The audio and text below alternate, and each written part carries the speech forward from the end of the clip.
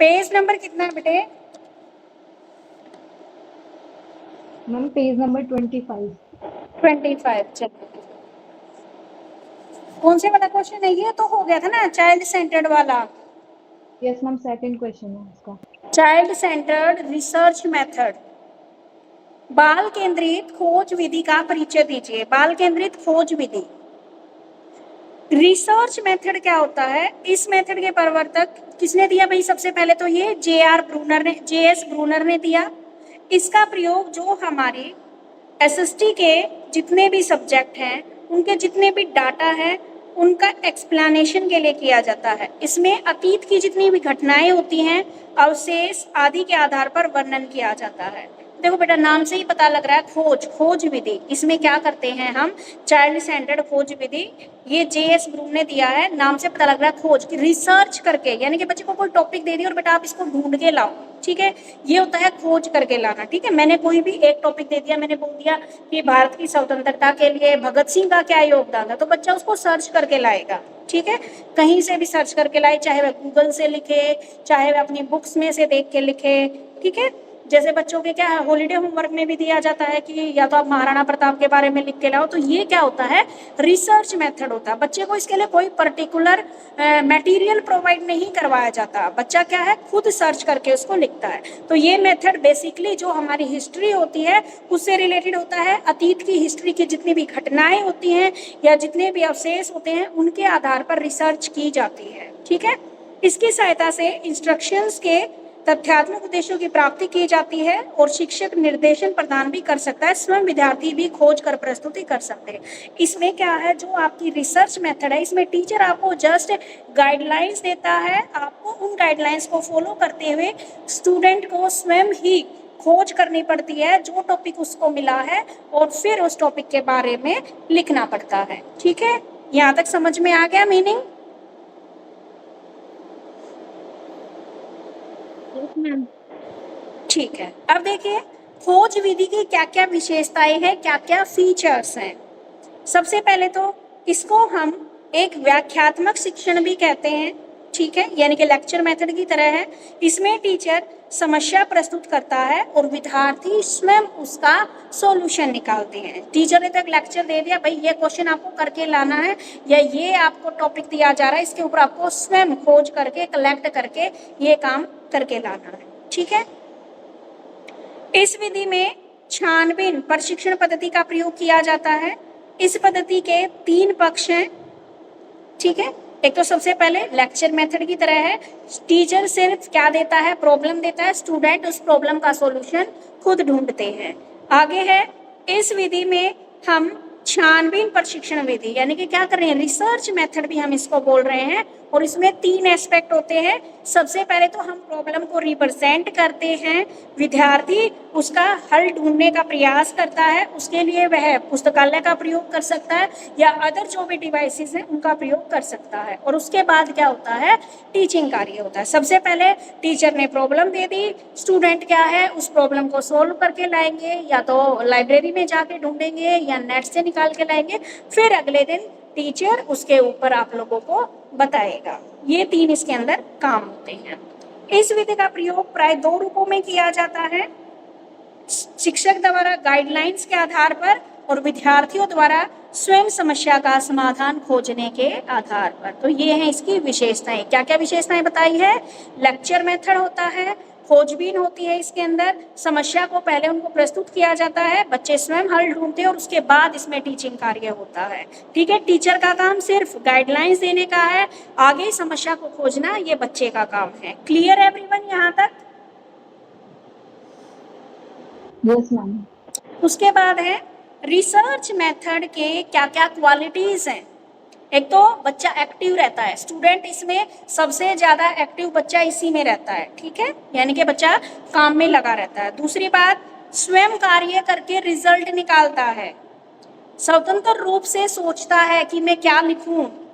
जो रटने की जो प्रवृत्ति है वो क्या है, रटने की अपेक्षा खुद कार्य करने की लर्निंग यहाँ पर पैदा होती है।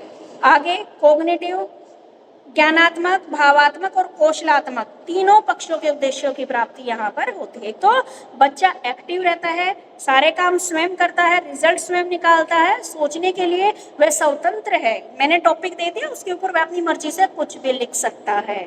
ठीक है, रटने की प्रवृत्ति यहाँ पर नहीं है, रटने की बजाय बच्चा स्वयं काम कर रहा है। यहाँ पर आपके कॉग्निटिव, इफेक्टिव और स्किल तीनों डोमेन क्या होते हैं, काम पे लगे होते हैं। ठीक है, देखो आप सर्च कर रहे हो, खुद से काम कर रहे हो, आपका ज्ञान बढ़ रहा है। ठीक है, आपने सर्च करते समय जो फीलिंग थी वो आपने महसूस की, आपकी स्किल्स बढ़ी। ठीक है, अगली बार आपको कुछ भी देंगे तो आप फटाक से ढूंढ के निकाल दोगे। आगे है खोज विधि की परिसीमाएं। अब इसकी लिमिटेशन आपको दे रखी है, तो इसकी कुछ लिमिटेशंस भी हैं। इस पद्धति में समय की अधिकता अपेक्षित होती है। ठीक है, एक तो समय ज्यादा लगता है। क्या लिमिटेशन है? समय ज्यादा लगता है। मटेरियल खोजने में आपको कठिनाई हो सकती है। ठीक है, पुस्तकालय में, आपकी लाइब्रेरी में ये मटेरियल उपलब्ध हो भी सकता है और नहीं भी हो सकता। ठीक है, अन्य विषयों में अगर और किसी सब्जेक्ट में अगर मैं रिसर्च करनी तो वहां पर डिफिकल्टीज हमें आ सकती है। इस विधि से पढ़ाना संभव नहीं है। अगर इस विधि से हम सोचिए ना कि सिलेबस कंप्लीट करा देंगे, तो इस विधि से सिलेबस कंप्लीट नहीं होगा।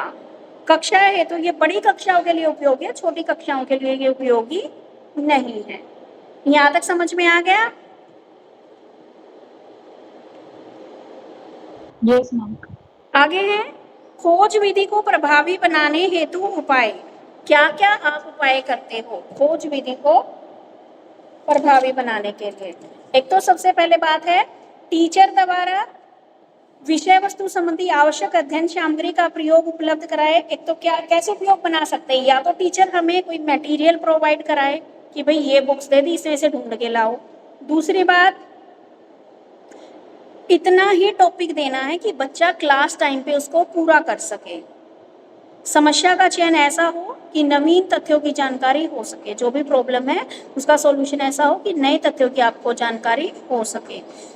नियमों का प्रतिपादन विद्यार्थी स्वयं कर सके, ये तब यह उपयोगी बन सकती है। ठीक है, तो ये था आपका फर्स्ट क्वेश्चन। नेक्स्ट है आनंदपूर्ण अधिगम विधि का संस्कृत परिचय दीजिए। यानी कि आपको एंजॉय भी कर रहे हो और आप सीख भी रहे हो। एंजॉयमेंट लर्निंग मेथड, आप एंजॉय भी कर रहे हो उस चीज को और साथ साथ सीख भी रहे हो, उसको क्या बोलते हैं? आनंदपूर्ण अधिगम विधि। ठीक है, आरती जरा पढ़ दे बेटा। Okay ma'am. सहयोगी अधिगम को आनंदपूर्ण अधिगम कहा जाता है। सहयोगी शिक्षण समावेशी शिक्षण का एक आवश्यक अंग है। ये सहयोग की एक आवश्यक प्रक्रिया है जहां अध्यापिका मिला जुला अर्थ विकसित करता है और एक सहयोगात्मक तरीके से लागू करने का प्रयास करता है। ये केवल सकारात्मक वार्तालाप से ही हासिल हो सकता है। वास्तव में कोई भी सहयोग अच्छी सलाह पर निर्भर करता है। सहयोग आपस में समझकर परिणाम होता है। सहयोग प्रत्यक्ष या अप्रत्यक्ष दोनों प्रकार का हो सकता है। अप्रत्यक्ष सहयोग कक्षा से बाहर अध्यापक द्वारा बच्चों के लिए योजना बनाने से संबंधित होता है। सहयोगी सलाह और अध्यापक सहयोग की टीम में अप्रत्यक्ष सहयोग के रूप में है। सहकारी शिक्षण और समूह प्रत्यक्ष सहयोग से संबंध रखते हैं। हम आगे भी बढ़ जाए? नहीं, एक बार ये समझा दो। देखो भाई, आनंदपूर्ण लर्निंग में क्या बताया इसने कि जो आप कोऑपरेटिव लर्निंग करते हो, ठीक है, जो कोऑपरेटिव, हाँ कोई बात नहीं राज रानी, कोई दिक्कत नहीं। सहयोगी अधिगम यानी कि जो आप कोऑपरेटिव लर्निंग कर रहे थे ना, उसी को इन्होंने आनंदपूर्ण लर्निंग बोला है, एंजॉयमेंट लर्निंग बोला है। ठीक है, क्योंकि इसमें क्या कर रहे हो, जब एक तो आप अकेले काम करो, एक आपके साथ आपकी फ्रेंड काम कर रही है, तो उस काम को करने में आपको मजा आता है। ठीक है, तो इसीलिए इसने कोऑपरेटिव लर्निंग को ही इसने आनंदपूर्ण लर्निंग बोल दिया है। यहाँ पर मिला जुला अर्थ विकसित करता है कि एक सहयोगात्मक तरीके से लागू करने का प्रयास करता है। ये यानी कि बच्चे आपस में सहयोग की भावना से, एक दूसरे की हेल्प की भावना से जब लर्निंग करते हैं तो वह हमारी आनंदपूर्ण लर्निंग कहलाती है। ये डायरेक्ट और इनडायरेक्ट दोनों तरीके से हो सकती है। इनडायरेक्ट सहयोग कक्षा के बाहर अध्यापक द्वारा बच्चों के लिए योजना बनाने से संबंधित होता है। अध्यापक सहयोग की टीमें अप्रत्यक्ष सहयोग के रूप में होती हैं। सहकारी शिक्षण और समूह प्रत्यक्ष सहयोग से संबंध रखते हैं। ठीक है, यानी कि जब आप ग्रुप लर्निंग कर रहे हो तो ये डायरेक्ट आपका सहयोग है। और उसके बाद अगर टीचर आपके लिए क्लास से बाहर कोई एक्टिविटी की प्लानिंग कर रहा है जिसमें आप सब पार्टिसिपेट करोगे तो वह इनडायरेक्ट रूप से आपकी क्या है, कोऑपरेटिव लर्निंग है। ठीक है, उसके बाद है मीनिंग क्लियर हुआ है बेटे? Yes ma'am. ठीक है, आगे का पढ़ो फिर। सहयोग की आवश्यक शर्तें। सहयोग किसी उद्देश्य को लेकर हो सकता है। सहयोग की आवश्यक शर्तें निम्नलिखित हैं। फर्स्ट है, सहयोग इच्छानुसार होना चाहिए। लोगों को वास्तविक सहयोग के लिए बाध्य नहीं किया जा सकता। सहयोग का अर्थ होता है एक ही उद्देश्य की प्राप्ति के लिए इच्छुक समूहों का इकट्ठा होना। सेकंड है, सहयोगी टीम के सभी सदस्यों को एक ही समान समझा जाना चाहिए। थर्ड है, सहयोगात्मक टीम के सभी सदस्य एक ही उद्देश्य को लेकर इकट्ठे कार्य करें। फोर्थ है, टीम के सभी सदस्यों को परिणामों के लिए सामूहिक रूप से जिम्मेदार समझना चाहिए। इसका अर्थ है कि किसी भी फैसले की सफलता या असफलता को टीम के सभी सदस्य मिलकर बांटें। लास्ट है, कोई भी अध्यापक एक दूसरे में गलती खोजने वाला नहीं होना चाहिए, बल्कि वह टीम की सहायता और सहयोग करने वाला होना चाहिए। देखो, अब इसमें क्या है, कोऑपरेटिव के लिए यानी कि एक दूसरे का सहयोग करने के लिए कुछ शर्तें दी गई हैं। क्या है सहयोग? क्या, देखो जबरदस्ती हम किसी का सहयोग नहीं ले सकते।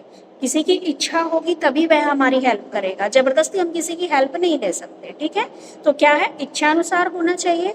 दूसरी बात, अगर हमारी एक टीम बनी हुई है तो सभी को क्या है, एक समान मानना चाहिए, किसी को छोटा या बड़ा इसमें नहीं मानना है। सहयोग तभी कंप्लीट होगा जब सभी का एक ही उद्देश्य होगा। ठीक है, मान लो आप खेल रहे हो, ठीक है, आपकी एक टीम है तो सबका एक उद्देश्य है। अगर आप ये मानोगे ना कि मुझे मेडल लेना, तो आपकी टीम कभी नहीं जीत सकती और ऐसा होगा भी नहीं, क्योंकि टीम का मैच है तो एक टीम जीतेगी तो सभी को ही मिलेगा प्राइज। तो इसने बोला है टीम के सभी सदस्य एक ही ऑब्जेक्टिव को लेकर काम करें, सामूहिक रूप से जिम्मेदार ठहराना है सबको। अगर हम जीत जाते हैं तो सबकी मेहनत से जीते हैं, हारे हैं तो भी सबके कारण हारे हैं। ठीक है, उसके बाद कोई भी अध्यापक एक दूसरे में गलती खोजने वाला नहीं होना चाहिए, यानी कि टीम में हमें एक दूसरे को क्या है, गलती नहीं खोजनी है। कोई बात नहीं भाई, अगर हम हार गए तो हम सबके कारण ही हम हारे हैं। ठीक है, तो ये है सहयोग की आवश्यक शर्तें। लाभ क्या है इसके, अनेक प्रकार के विचारों का विकास होता है। जब आप टीम में, मान लो टीम में 10 बच्चे हो तुम, या मान लो अभी तुम 4 हो क्लास में, तो सबके विचार क्या है, तो एक पॉइंट आरती बताएगी, एक राज बता देगी, एक ऋतु, एक नेहा। तो क्या है, अनेक प्रकार के विचारों की डेवलपमेंट, क्योंकि सबके विचार एक जैसे नहीं होते, तो हमारे पास बहुत सारे विचार डेवलप होते हैं। संसाधनों का सही तरीके से हम उपयोग कर पाते हैं। एक अध्यापक दूसरे की प्लानिंग का, पाठ योजना का प्रयोग कर समय की बचत कर सकता है। ठीक है, यानी कि सहयोग करते हैं। मान लो मैं पढ़ाती हूँ, मेरी फ्रेंड ने मान लो लेसन प्लान नहीं बनाया, तो मैं अपनी फ्रेंड को दे सकती हूँ अपना लेसन प्लान कि भाई इसके अकॉर्डिंग करा ले तू। ठीक है, तो समय की बचत हो जाएगी, सामाजिक योजना का विकास होएगा, सहयोगी संचार तंत्र डेवलप होएगा, दूसरी कक्षा में जो कुछ चल रहा है उसके बारे में समुचित जानकारी। ठीक है, यानी कि दूसरी कक्षा में जो कुछ भी चल रहा है उसके बारे में जानकारी मिलती है हमको। ठीक है, समझ में आ गया? Yes ma'am. अब खेल विधि वाला तुम लोगों से पूछूंगी, क्योंकि खेल विधि वाला तुम्हारा पहले पढ़ चुके हो तुम। खेल विधि का परिचय दीजिए, क्या होती है?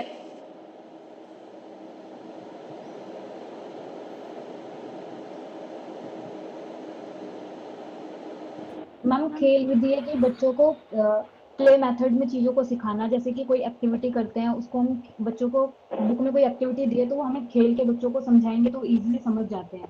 अच्छा, बिल्कुल सही। जैसे आप देखते हो जो प्राइमरी क्लासेस होती हैं उनमें बच्चों को खेल खेल के जरिए सिखाया जाता है। जैसे आपकी जो नर्सरी, केजी, इनमें बच्चों की एक्टिविटी ज़्यादा होती है। उनकी एक्टिविटी क्यों करवाई जाती है? ताकि एक तो बच्चे को हम हैबिट डालते हैं पढ़ने की, दूसरा एक्टिविटीज़ के जरिए वो जल्दी सीख जाते हैं, क्योंकि अभी तक उन्हें ना तो पढ़ना आया है ना लिखना आया है, तो उनको खेल के माध्यम से हम उनको सिखाने की कोशिश करते हैं। तो वो क्या कहलाती है? हमारी खेल विधि कहलाती है। इसको हम किंडरगार्टन विधि भी बोलते हैं, मोंटेसरी मेथड भी इसको हम बोलते हैं।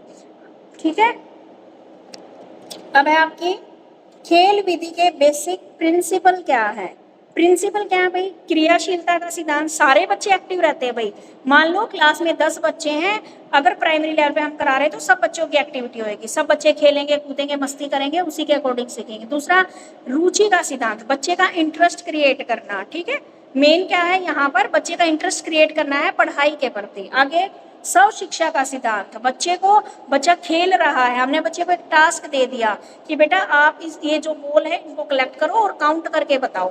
ठीक है, तो बच्चा क्या है? स्व शिक्षा का सिद्धांत यहाँ पर लागू होता है। बच्चा क्या करेगा? सारी बॉल्स को, मान लो 10 बॉल्स का मैंने एक्टिविटी करवाई है, बच्चे डाल रहे हैं 10 बॉल्स अपने उसमें और काउंट करके बता रहे हैं कि मैं, मेरे पास 5 बॉल है, मेरे पास 6 बॉल है, मेरे पास 10 बॉल है। तो उनकी सेल्फ जो स्टडी है वो भी हो रही है। आगे, स्वतंत्रता का सिद्धांत, बच्चे को मैं ना मार रही हूँ ना पीट रही हूँ, बच्चा स्वतंत्र तरीके से, बिल्कुल डेमोक्रेटिक तरीके से खेल रहा है और सीख भी रहा है। आगे, सामूहिक गतिविधियों का सिद्धांत, अब यहाँ पर एक बच्चे की तो मैं एक्टिविटी नहीं कराऊंगी, क्लास में सब बच्चों की एक साथ कराऊंगी, सारे बच्चे एक साथ सीख रहे हैं, तो ये क्या है? हमारी ग्रुप एक्टिविटी का भी सिद्धांत इसके अंदर होता है। आगे है स्वाभाविक डेवलपमेंट का सिद्धांत, बच्चों को देख देख के दूसरे बच्चे अपने आप सीख जाते हैं, तो इसको हम स्वाभाविक डेवलपमेंट का सिद्धांत भी बोलते हैं। आगे, रचनात्मक शक्तियों का विकास, इससे क्या होता है? बच्चे की जो क्रिएटिव पावर है वो बढ़ती है। कुछ बच्चे क्या, कुछ क्रिएटिव आइडियाज लगाएंगे कि कैसे, आप देखते हो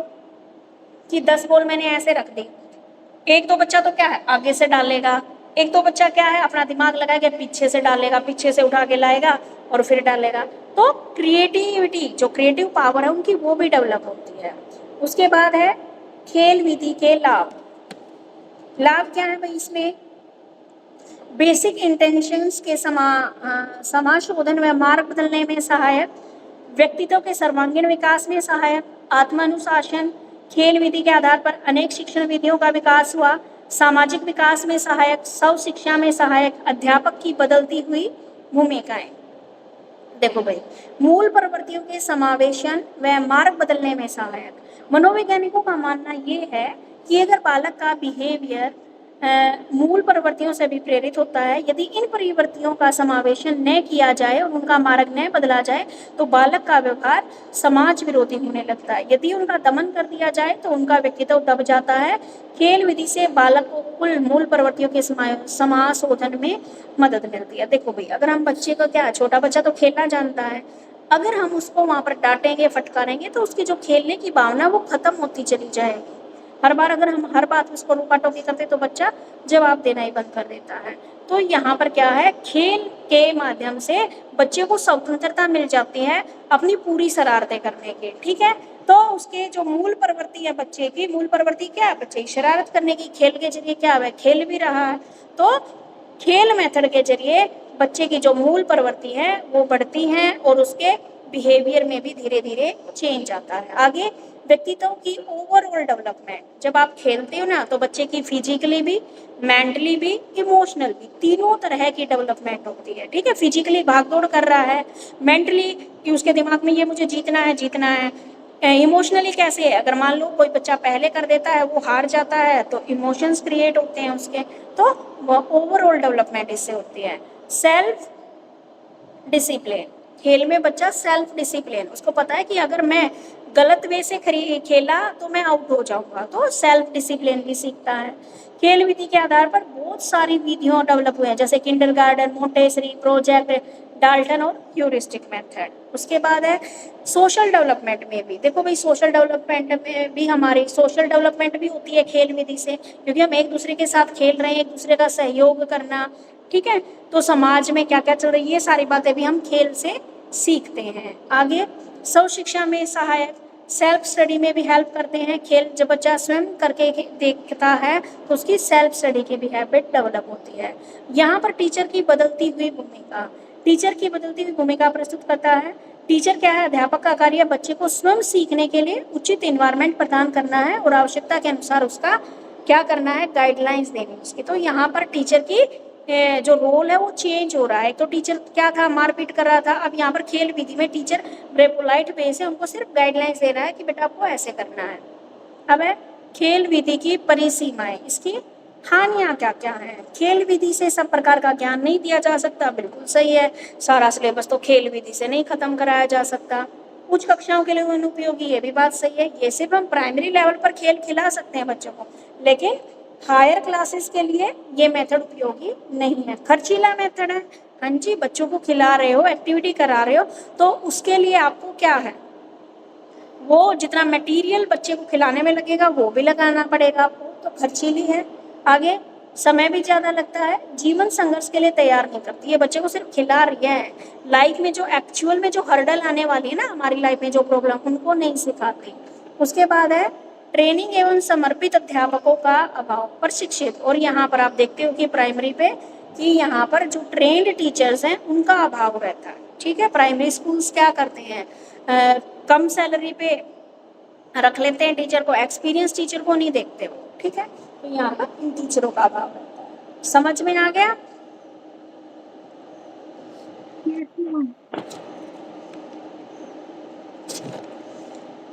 अब बोलते बोलते गले में दर्द हो गया। अब अगला क्वेश्चन तुम लोग पढ़ोगे।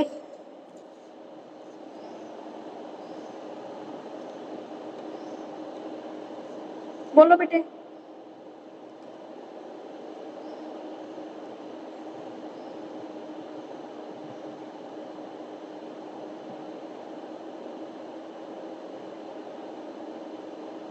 पढ़ दो आरती, तुम पढ़ दो बेटा, तुम सारे पढ़ा दो ना, सबका नंबर आए क्लास में। आरती कोई बोलती हूँ मैं हर बार, पढ़ दे बेटा। पढ़ देती हूँ मैम मैं। हाँ ठीक है, नहीं आप पढ़ दो, अगला क्वेश्चन आरती पढ़ देगी। ये क्रिया केंद्रित वाला ही पढ़ना है ना वो।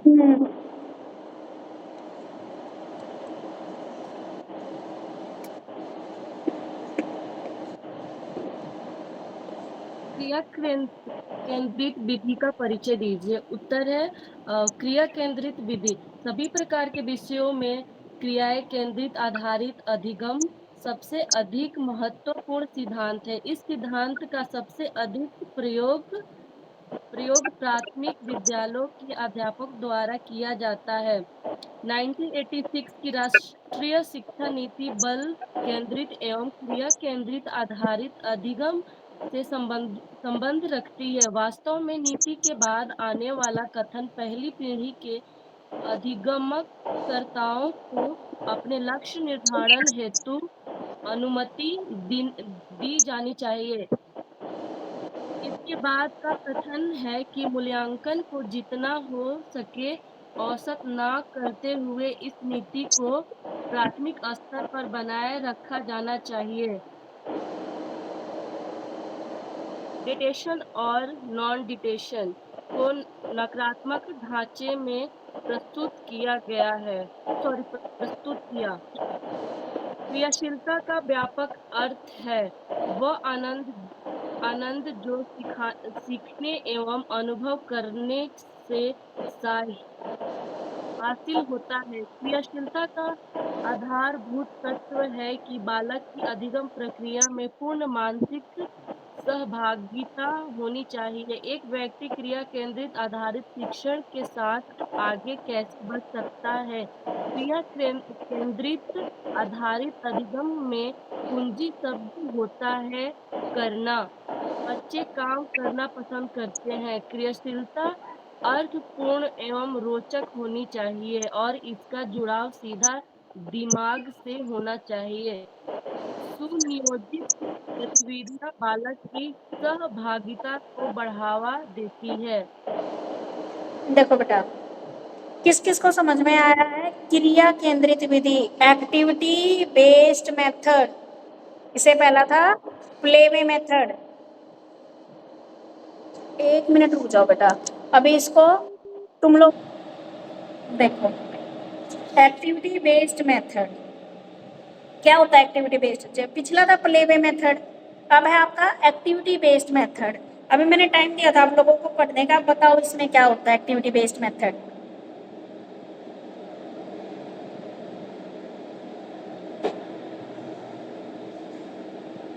मैम इसमें है कि जो प्राइमरी लेवल के बच्चे होते हैं उनको एक्टिविटी के थ्रू चीजों को समझाना या कराना, करके दिखाना या उनसे करवाना एक्टिविटी के थ्रू कोई काम।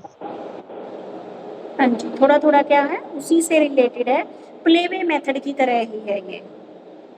इसमें क्या है आपका activity based method. Activity based method क्या किया गया इसमें, जितने भी प्रकार के सब्जेक्ट होते हैं ना, सबकी लर्निंग हम एक्टिविटी बेस्ड करवा सकते हैं, यानी कि हर एक उसमें कोई ना कोई एक्टिविटी हम दे सकते हैं बच्चे को, चाहे कोई भी सब्जेक्ट हो, ठीक है।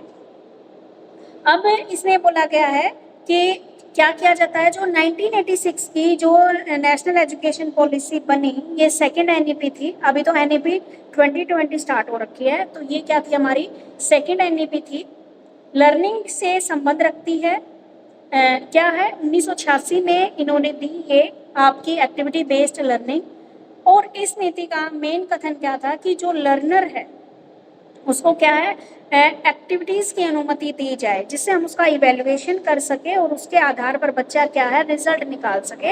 एक्टिविटी भी हो जाएगी, बच्चे का थोड़ा सा मनोरंजन भी हो जाएगा और वह सीख भी जाएगा, और ये क्या है प्राइमरी लेवल वाले बच्चों के लिए ही सुटेबल होती है, और इसका सीधा जो कनेक्शन होता है वो हमारे माइंड से होता है, ठीक है। आजकल क्या है, जैसे हम बच्चे को क्या है, अब तो पहले इतनी चीजें नहीं होती थी, बच्चे की पजल सोल्व करनी आती है ना। आप देखते हो अलग अलग पूरा मैप भी आता है, तो पजल के तौर पर बच्चा मैप को उसको पजल सोल्व करते करते यानी कि एक्टिविटी करते करते उस चीज को सीख जाता है, तो ये हमारे माइंड से रिलेटेड होती है, और जितनी भी एक्टिविटी होती है ना उसमें बच्चे की सहभागिता को बढ़ावा मिलता है, ठीक है। यानी कि आप बच्चे को पजल सोल्व करने देता, बच्चे को मजा भी आता, वो सीख भी जाता, तो ये क्या हमारी एक्टिविटी बेस्ड लर्निंग। इसमें आपकी मेंटली और फिजिकली दोनों तरह के काम इसके अंदर होते हैं। क्रिया केंद्रित विधि के सिद्धांत, क्या सिद्धांत है भाई, ये मनोवैज्ञानिकता का सिद्धांत है, चेतना का सिद्धांत है, बालक के चिंतन रुचि और निर्णय को प्रभावित करता है। सिद्धांत में क्या है, एक साइकोलॉजिकल सिद्धांत है, ये बच्चे की चेतना का सिद्धांत है, यानी कि बच्चे को एक्टिव रखने का सिद्धांत है। प्रवृत्ति का सिद्धांत है, यानी कि बच्चे की क्या है मेन प्रवृत्तियों को क्या करना है उजागर करना है और उसे क्रियाशील बनाना है, यानी कि कुछ कुछ चीजें अगर यहाँ पे ना मिले तो तुम जो प्ले वे मेथड की है वे पॉइंट इसमें लिख सकते हो। बच्चे क्या करते हैं, स्वतंत्र तौर पर क्रिया करते हैं, स्वयं कार्य करने की पहल करते हैं, सहयोगात्मक एक दूसरे का कोऑपरेशन करते हैं, ठीक है। आगे है इसकी क्या क्या विशेषताएं हैं, क्रिया केंद्रित विधि की विशेषताएं, बाल केंद्रित शिक्षण होता है, अध्ययन में रोचकता होती है, ठीक है, स्वानुभव आधारित होती है, करके सीखने पर बल दिया जाता है, आपकी जितनी ज्ञानेंद्रियां हैं उन सभी का प्रयोग होता है, सभी विषय के लिए ये उपयोगी है। और इसकी हानियां क्या क्या है, इसमें टीचर का स्थान सेकेंडरी हो जाता है और एक्टिविटी प्राइम फर्स्ट नंबर पे आ जाती है, यानी कि टीचर नहीं पढ़ा रहा है, बच्चा अब एक्टिविटी कर रहा है। यहाँ पर क्रियाशीलता पक्ष पर अधिक बल दिया जाता है, यहाँ पर बच्चे क्या है सिर्फ जो एक्टिविटी के ऊपर ज्यादा बल दिया जा रहा है, बाकी उसकी जो रीडिंग राइटिंग वो तो हो ही नहीं रही। इसमें प्रत्येक ये बोल दिया इसने सब्जेक्ट के लिए तो सबके लिए ठीक है ये एक्टिविटी बेस्ड मेथड, लेकिन हर एक टॉपिक की एक्टिविटी नहीं हो सकती। आगे समझ में, यस मैम। आगे है आपका प्रोजेक्ट मेथड।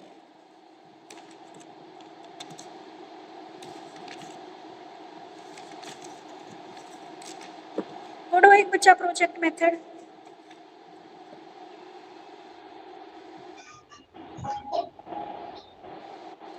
प्रोजेक्ट मेथड परियोजना विधि बाल केंद्रित शिक्षण विधि है। इसमें अध्यापक द्वारा बालकों को कोई परियोजना पूर्ण करने के लिए दिया जाता है तथा तथ्य संबंधी कुछ निर्देश व पूर्व ज्ञान प्रदान किया जाता है। इस आधार पर बालक अपने स्तर पर खोजबीन करते हुए अपनी परियोजना को पूरा करते हैं। इस विधि में बालकों को खुलकर स्वयं कार्य करने का अवसर प्राप्त होता है। देखो समझाने की जरूरत नहीं है, आप लोगों ने भी +2 पास आउट किया, आप लोगों को भी प्रोजेक्ट बनाने के लिए दिए जाते थे ना। Yes ma'am. हाँ जी, तो ये वही प्रोजेक्ट मेथड है, पढ़ो। परियोजना के प्रकार। किलपैट्रिक के अनुसार परियोजना 4 प्रकार की हो सकती है। फर्स्ट है रचनात्मक या उत्पादनात्मक, सेकंड है उपभोक्ता या कलात्मक, थर्ड है समस्यात्मक, लास्ट है कौशलात्मक या अभ्यासात्मक। प्रथम के अंतर्गत विद्यार्थी किसी कार्य को संपन्न करते हैं, यथा कुआं खोदना, मॉडल बनाना आदि। द्वितीय में विद्यार्थी कलात्मक, सौंदर्यात्मक या रसानुभूति संबंधी कार्य करते हैं, यथा कविता, कहानी, मुक्त चित्र बनाना, संगीत के कार्यक्रम करना आदि। तृतीय के अंतर्गत विद्यार्थी किसी बौद्धिक कठिनाई या समस्या का हल ढूंढते हैं, जैसे चंद्र ग्रहण, सूर्य ग्रहण क्यों लगता है, ज्वार भाटा क्यों आता है आदि। चतुर्थ के प्रकार परियोजनाओं में विद्यार्थियों की कार्यकुशलता एवं क्षमता में अभिवृद्धि करना अभिष्ट होता है। इसमें विद्यार्थी अभ्यास द्वारा सीखने पर ध्यान देते हैं, यथा मानचित्र, ग्राफ चार्ट आदि बनाना। परियोजना का अर्थ पैट्रिक महोदय के अनुसार project is whole hearted purposeful activity proceeding in a social environment, अर्थात परियोजना उद्देश्यपूर्ण क्रिया है जो सामाजिक वातावरण में संपन्न की जाती है। देखो, सबसे पहले तो प्रोजेक्ट मेथड क्या है, एक चाइल्ड सेंटर्ड टीचिंग मेथड है। इसमें क्या है, बच्चे को क्या है, कोई प्रोजेक्ट पूर्ण करने को दिया जाता है। आप देखते हो जब समर वेकेशन होती है तो बहुत सारे प्रोजेक्ट मिलते हैं बच्चे को करने के लिए, ये उसी प्रकार की प्रोजेक्ट मेथड है। इसमें का मेन मतलब क्या है, बच्चा जब करके सीखने के ऊपर बल दिया जाता है। इसमें भी 4 प्रकार के प्रोजेक्ट आप बच्चे को दे सकते हो। एक तो होता है आपका क्रिएटिव, दूसरा है आपका कलात्मक, तीसरा है आप उसको प्रॉब्लमेटिक दे सकते हो, और चौथा है उसको आप स्किलफुल दे सकते हो। पहले में क्या है, जैसे बच्चे को कोई मॉडल बनाना दे दिया, दूसरे में बच्चे को जो कलात्मक है उसमें कविता, कहानी, चित्र बनाना, ये वाला काम दे दिया। तीसरे में क्या है, बच्चे को प्रॉब्लम दे दी कि भाई चंद्र ग्रहण क्यों लगता है, सूर्य ग्रहण क्यों लगता है, ज्वार भाटा क्यों आता है, ठीक है, इनके ऊपर आपको काम करके आना है, ठीक है, ये बताना कि ये प्रॉब्लम क्यों होती है, इनको सोल्व करके आना है। चौथा आपका अभ्यासात्मक, आपको क्या है कि भाई स्टेट एंड कैपिटल का जितना भी मैप है वो आपका प्रैक्टिस करके आने, इसको मैप फिल करके लाने हैं आपको, ठीक है। तो ग्राफ बना के आने हैं या चार्ट बना के लाना है। तो ये 3-4 प्रकार के प्रोजेक्ट आप अपने बच्चे को दे सकते हो क्लास में। अब इसके क्या सिद्धांत है भाई, ये क्या होते हैं, रियलिटी को, utility, freedom, cooperation, purposive, individual difference, क्रियाशीलता, इंटरेस्ट, प्रतियोजना पद्धति। पढ़ो, इसके सिद्धांत पढ़ो। फर्स्ट है रियलिटी। विद्यार्थी को केवल सैद्धांतिक ज्ञान देना मात्र न होकर उन्हें वास्तविक रूप से उसकी पुष्टि होती है। इस प्रकार शिक्षण को व्यवहारिकता से जोड़ा जाता है। सेकंड है उपयोगिता, पढ़ दो। सेकंड है उपयोगिता, क्योंकि परियोजना का चयन अधिकतर विद्यार्थियों द्वारा ही किया जाता है, अतः चयन का आधार उपयोगिता होती है। थर्ड है स्वतंत्रता। परियोजना चयन के उपरांत उसको करने की स्वतंत्रता विद्यार्थी को रहती है। शिक्षण की बाध्यता या दबाव उस पर नहीं होनी चाहिए, वे स्वयं ही उसे पूर्ण करने का कार्यक्रम या योजना बनाए। फोर्थ है सहयोग। परियोजना विधि में अनेक ऐसे अवसर प्रदान किए जाते हैं जिनके द्वारा विद्यार्थी में सहयोग व सहिष्णुता की भावना विकसित होती है। फिफ्थ है उद्देश्य निष्ठा। परियोजना उद्देश्यपूर्ण होगी तभी विद्यार्थी तत्परता से कार्य करेंगे। सामान्यतः निम्नलिखित उद्देश्यों की पूर्ति हेतु इस विधि का प्रयोग किया जा सकता है। किसी नवीन विषय की सम्यक जानकारी हेतु, व्यवहारिक ज्ञान देने हेतु, विषय के विशिष्ट स्पष्टीकरण हेतु, विषय के समन्वयीकरण हेतु। सिक्स्थ है व्यक्तिगत भिन्नता। एक ही कक्षा में विभिन्न स्तर के विद्यार्थी होते हैं जिनमें क्षमता, योग्यता आदि के आधार पर व्यक्तिगत भिन्नता होती है। इस विधि में विद्यार्थी तदनुसार कार्य करते हैं। सेवंथ है क्रियाशीलता। ये पद्धति करके सीखने के सिद्धांत पर आधारित है। बालक एवं शिक्षक क्रियाशील रहते हैं, क्रियाएं सौद्देश्य होती हैं, यथा। एट्थ है रुचि। परियोजना का चयन स्वयं विद्यार्थी द्वारा किया जाता है, अतः वह उन्हें रुचिपूर्वक करते हैं। नाइन्थ है परियोजना पद्धति। इस पद्धति का मूलाधार डीवी की विचारधारा है। इस पद्धति में शिक्षण का केंद्र प्रयोजन होती है। देखो क्या क्या बताइए, रियलिटी, जब आपको प्रोजेक्ट दिया है, आपने जो थ्योरेटिकल में पढ़ा था उसको आप रियल में करके देखते हो। दूसरा यूटिलिटी करते हो। यूटिलिटी का मतलब क्या है, जो आपको प्रोजेक्ट दिया है अधिकतर विद्यार्थियों द्वारा, यानी कि यूटिलिटी का उपयोग, यानी को टीचर क्या बोल देता है, आपको 4-5 प्रोजेक्ट दे दिए, भाई इनमें से किसी भी एक को बना के ले आओ आप, तो आप क्या है अपनी यूटिलिटी के हिसाब से, अपनी उपयोगिता के हिसाब से एक टॉपिक को चुन लेते हो। स्वतंत्रता है आपको, आपको टॉपिक चुनने की भी स्वतंत्रता, उसके लिए क्या मटेरियल यूज करना है ये भी आपकी स्वतंत्रता है।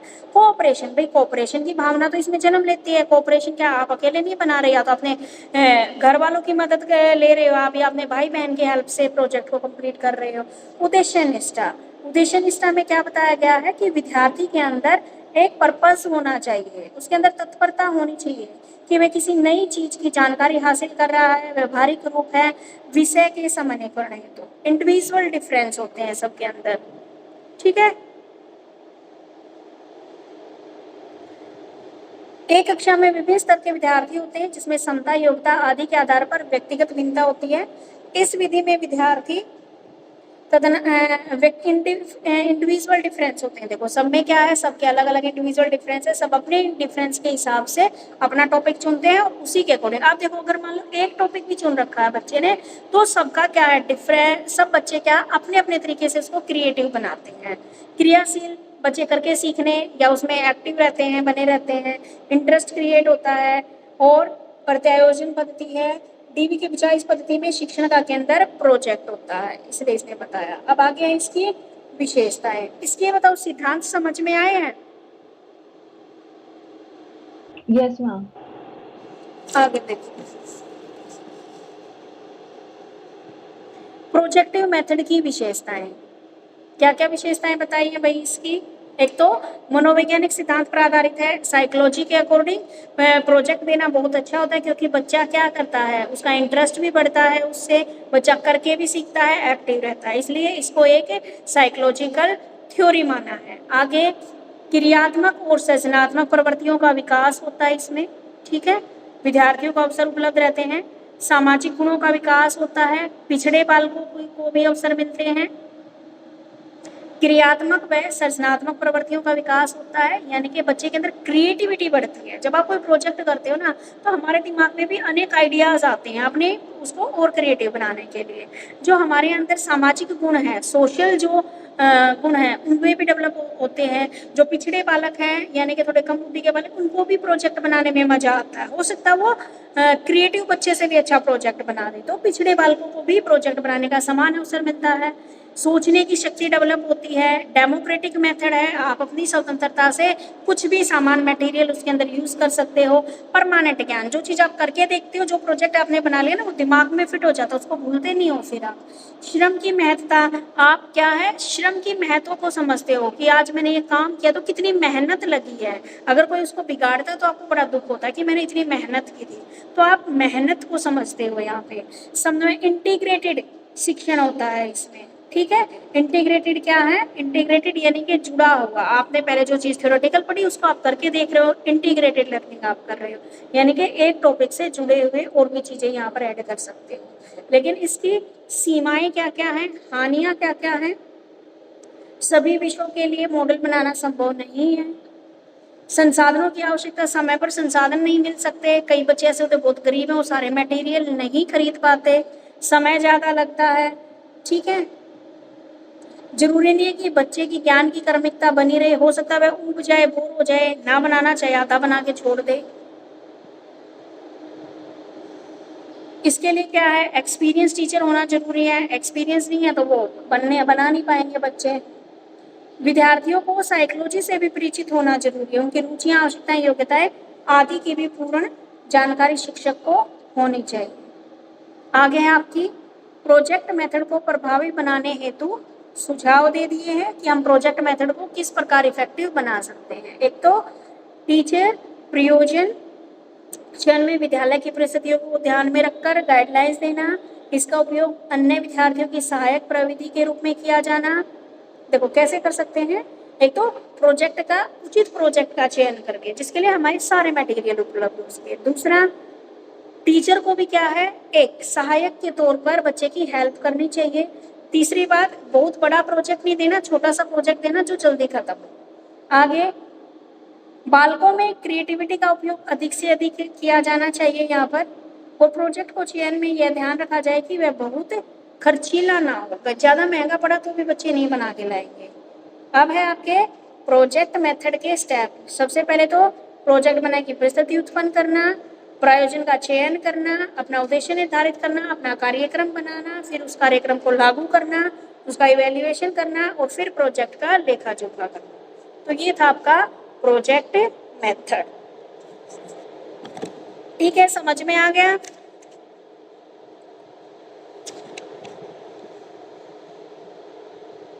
Yes ma'am. अगला टॉपिक है आपका प्रतिभाशाली बालक कौन है। इसको दूसरी क्लास में करवाऊंगी, ठीक है।